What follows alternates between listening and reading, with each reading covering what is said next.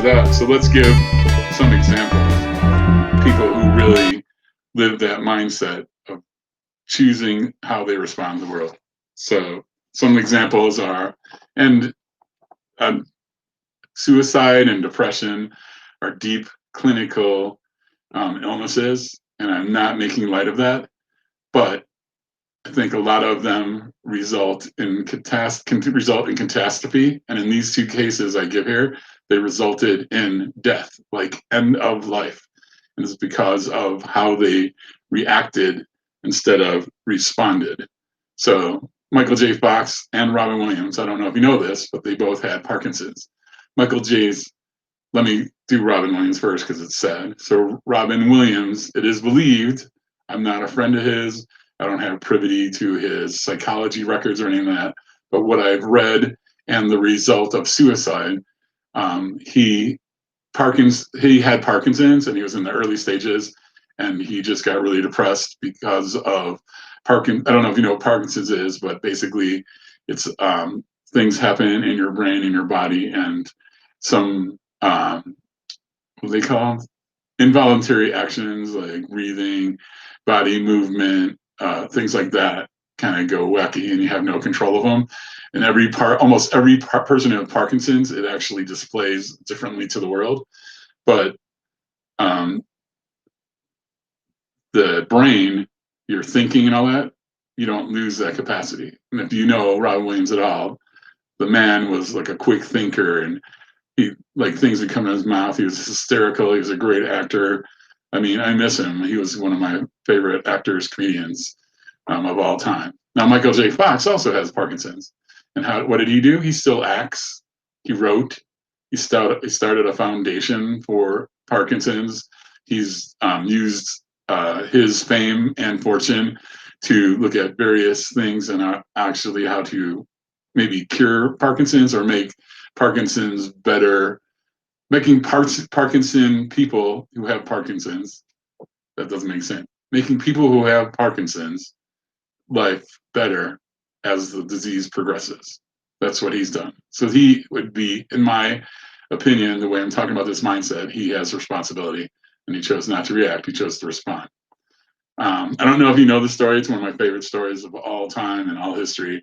But Raoul Amundsen versus Robert Falcon Scott. Those names sound familiar to you? Both of them are leaders of two teams that went to the South Pole with really diverse consequences and results. So I'll use Robert first because Robert Falcon Scott is an example of reaction. So obviously, South Pole is very cold. It's a very harsh environment, all that kind of stuff. So his strategy of his team was to take twice as many supplies as they needed, two to three times. I can't remember exactly, but they knew how much time would take if there was perfect weather, perfect conditions, and they just multiplied that by 3. And then their strategy for their daily trips was they would react to the environment. So if it was a blizzard and windy, they wouldn't do anything that day. They wouldn't march at all. And if it was really nice, they would go as far as they can go to the point of exhaustion and just keep going. Raoul Amundsen, on the other hand, said, okay, we know it's this many miles from our starting point to the end point and back. So what we're going to do is we're going to go 20 miles a day, no matter what the conditions are. 20, and there's great stories about the 20-mile march. There's a book I'll recommend later. It's about, well, I'll talk about it later. But anyways, Raoul Amundsen brought 1.5 times the supplies he thought he needed for this 20-mile thing. And then every single day, no matter what the conditions, they went 20 miles. Now, some days they only made it 15, but their goal was 20, and it wasn't no matter what the conditions. So Robert Falcon Scott's team, what they reacted to the weather conditions, and then they would, on a bad day, they would stay in and do nothing. And then on a good day, they would go to the point of exhaustion as far as they can go. Raoul Amundsen's team, 15 to 20 miles, the goal being 20 miles every day, no matter what the conditions.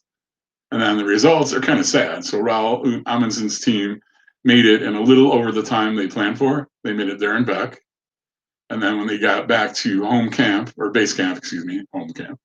When they got back to base camp, they found out that Robert Falcon Scott's team hadn't been heard from. They didn't know where they were. And so Raul Amundsen's team, I'm not sure if all of Raul Amundsen's team went, but they went in search for Robert Falcon Scott, and they found them all dead. So Raul Amundsen took responsibility. He had choice in the matter. He took a good.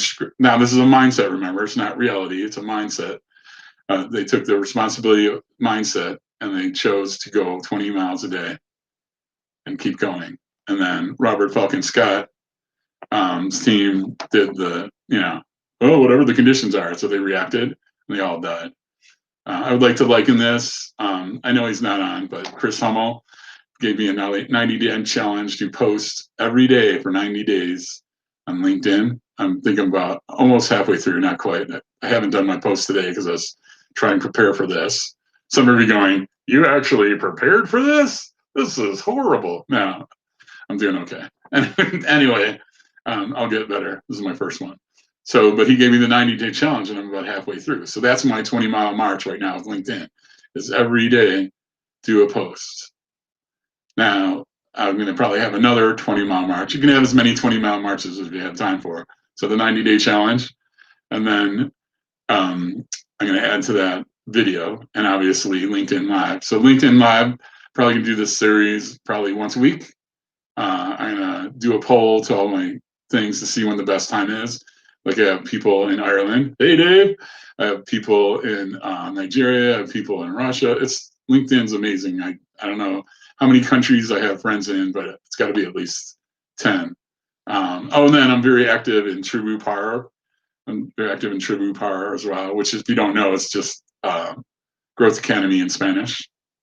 But Ana Romero, the leader of that group, is as awesome as Shani Monet and whatever. And then just a shout out to Michelle, who's on here, Michelle Hula. I never say her name correctly, even though we're friends. But I want to give a shout out to her. She's involved in a group, I think it's called Women in Lean. And so that's kind of her the way she surrounds herself. So whatever you're going to do, find a group that you can surround yourself that's going to support you, that's going to challenge you, and all those things. And by the way, that is part of responsibility. It's like, hey, you know what? Sometimes my internal world is not strong enough. I don't have the willpower, so lean on others. That's okay. I always learn from others. Just like said at the beginning, Mark of all trades, master of some. So yeah, master of some, but there's a lot more that I'm not the master of than I am. Anyway, so this goes down.